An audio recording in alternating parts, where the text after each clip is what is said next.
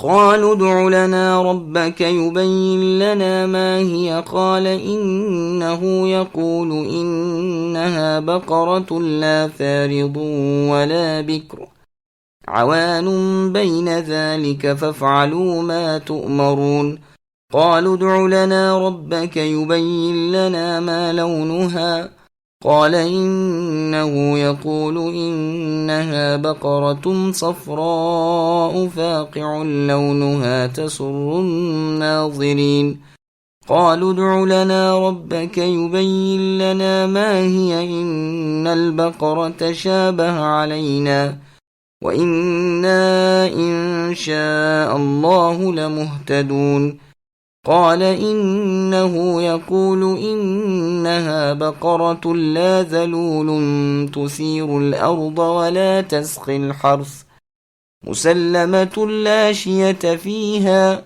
قالوا الآن جئت بالحق فذبحوها وما كادوا يفعلون۔ بنی اسرائیل نے موسیٰ سے کہا، اے موسیٰ دعا کیجئے کہ اللہ ہمارے لیے اس گائے کی ماہیت بیان کر دے۔ آپ نے فرمایا، سنو، گائے نہ تو بالکل بوڑھی ہے نہ بچی، بلکہ درمیانی عمر کی نوجوان ہے۔ پس اب جو تمہیں حکم دیا گیا بجا لاؤ۔ وہ پھر کہنے لگے کہ دعا کیجئے کہ اللہ تعالیٰ بیان کریں کہ اس گائے کا رنگ کیا ہے۔ فرمایا، وہ اللہ کہتے ہیں کہ وہ گائے زرد رنگ ہے، چمکیلا اور دیکھنے والوں کو بھلا لگنے والا اس کا رنگ ہے۔ وہ کہنے لگے کہ اپنے رب سے اے موسیٰ اور دعا کیجئے کہ ہمیں اس کی مزید ماہیت بتائے۔ اس قسم کی گائیں تو بہت ساری ہیں، پتہ نہیں چلتا، اگر اللہ نے چاہا تو ہم ہدایت والے ہو جائیں گے۔ آپ نے فرمایا، اللہ کا فرمان ہے کہ وہ گائے کام کرنے والی، زمین میں ہل جوتنے والی اور کھیتوں کو پانی پلانے والی نہیں، وہ تندرست اور بے داغ ہے۔ انہوں نے کہا، اب آپ نے حق واضح کر دیا۔ گو وہ حکم برداری کے قریب نہ تھے، لیکن بالآخر حکم کو مانا اور وہ گائے ذبح کر دی۔ سامعین، اب ان آیتوں کی تفسیر سماعت کیجیے۔ بنی اسرائیل کی سرکشی۔ بنی اسرائیل کی سرکشی، سرتابی اور حکم الہی، امر الہی میں وضاحت کا یہاں بیان ہو رہا ہے کہ حکم پاتے ہی اس پر عمل نہ کر ڈالا، بلکہ شقیں نکالنے اور بار بار سوال کرنے لگے۔ پہلے سوال کے جواب میں کہا گیا، نہ تو وہ بڑھیا ہے نہ بالکل کم عمر ہے، بلکہ درمیانی عمر کی ہے۔ پھر دوسرے سوال کے جواب میں اس کا رنگ بیان کیا گیا کہ وہ زرد رنگ کی ہے اور چمکدار رنگ ہے جو دیکھنے والوں کے من بھائے۔ بعض نے کہا ہے کہ مراد سخت سیاہ رنگ ہے، لیکن اول قول ہی صحیح ہے۔ ہاں، یہ اور بات ہے کہ ہم یوں کہیں کہ اس کی شوخی اور چمکیلے پن سے وہ مثل کالے رنگ کے لگتا تھا۔ وہب بن منبہ رحمہ اللہ کہتے ہیں، اس گائے کا رنگ اس قدر شوخ اور گہرا تھا کہ یہ معلوم ہوتا تھا گویا سورج کی شعاعیں اس سے اٹھ رہی ہیں۔ تورات میں اس کا رنگ سرخ بیان کیا گیا ہے، لیکن شاید یہ عربی کرنے والوں کی غلطی ہے، واللہ عالم۔ چونکہ اس رنگ اور اس عمر کی گائیں بھی انہیں بکثرت نظر آئیں، تو انہوں نے پھر کہا کہ اے اللہ کے نبی موسیٰ، کوئی اور نشانی بھی پوچھیے تاکہ شبہ مٹ جائے، اور انشاءاللہ اب ہمیں رستہ مل جائے گا۔ اگر یہ انشاءاللہ نہ کہتے تو انہیں قیامت تک پتہ نہ چلتا، اور اگر یہ سوالات ہی نہ کرتے تو اتنی سختی ان پر نہ ہوتی، بلکہ جس گائے کو ذبح کر دیتے کفایت ہو جاتی۔ یہ مضمون ایک مرفوع حدیث میں بھی ہے، لیکن اس کی سند غریب ہے۔ صحیح بات یہی معلوم ہوتی ہے کہ ابو ہریرہ رضی اللہ عنہ کا اپنا کلام ہے، واللہ عالم۔ اب کی مرتبہ اس کے اوصاف بیان کیے گئے کہ وہ ہل میں نہیں جتی، پانی نہیں سینچا، اس کے چمڑے پر کوئی داغ دھبا نہیں، ایک رنگی ہے، سارے بدن میں کہیں دوسرا رنگ نہیں، اس کے ہاتھ، پاؤں اور کل اعضاء بالکل درست اور توانا ہے۔ بعض کہتے ہیں کہ وہ گائے کام کرنے والی نہیں، ہاں کھیتی کا کام کرتی ہے لیکن پانی نہیں پلاتی، مگر یہ قول غلط ہے، اس لیے کہ ذلول کی تفسیر یہ ہے کہ وہ ہل نہیں جوتتی اور نہ پانی پلاتی ہے، نہ اس میں کوئی داغ دھبا ہے۔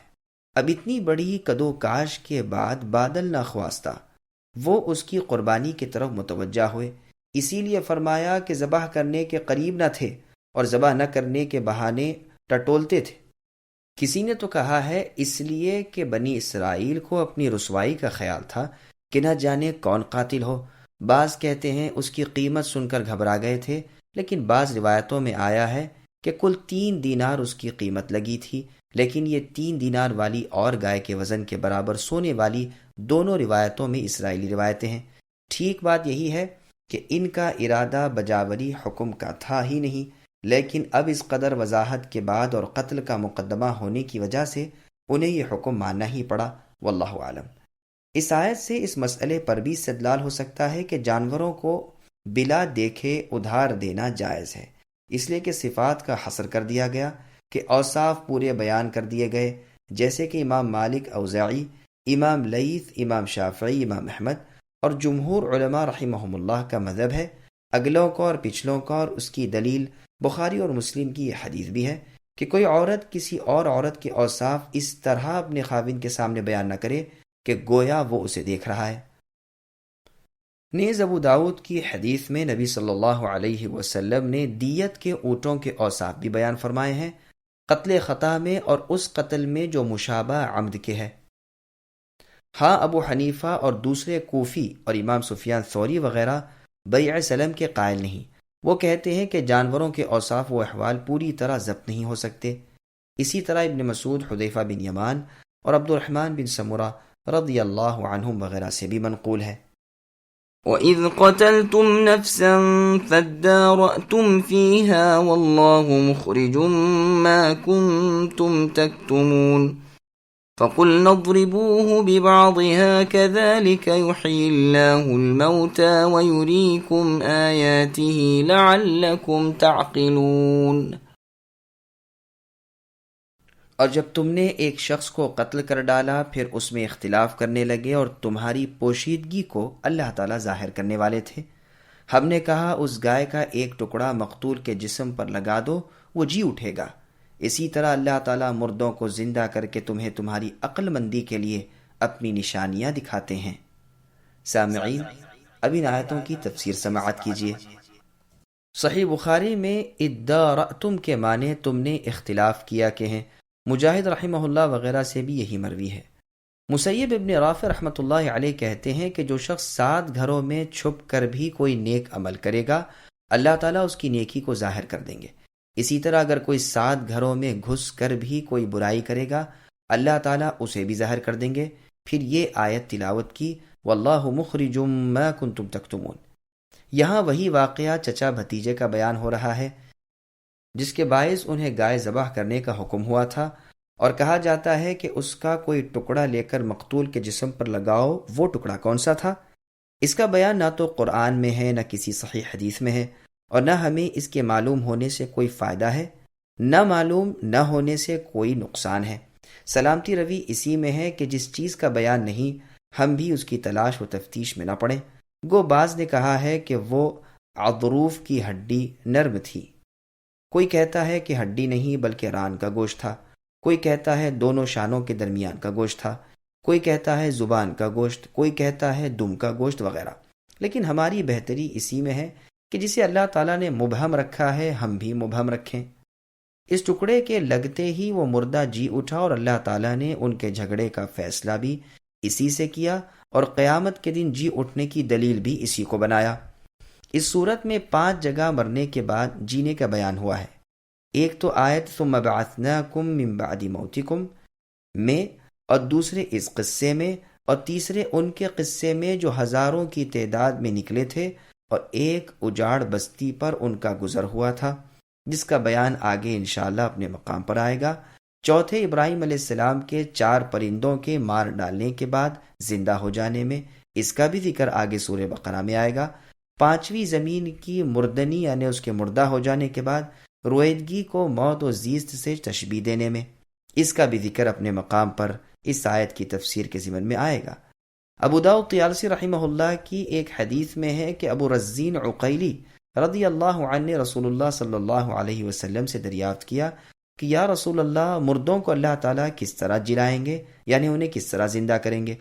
فرمایا کبھی تم اجاڑ زمین پر گزرے ہو؟ کہا ہاں۔ فرمایا پھر کبھی اسے سرسبز و شاداب بھی دیکھا ہے؟ کہا ہاں۔ فرمایا اسی طرح موت کے بعد زیست ہے، یعنی زندگی۔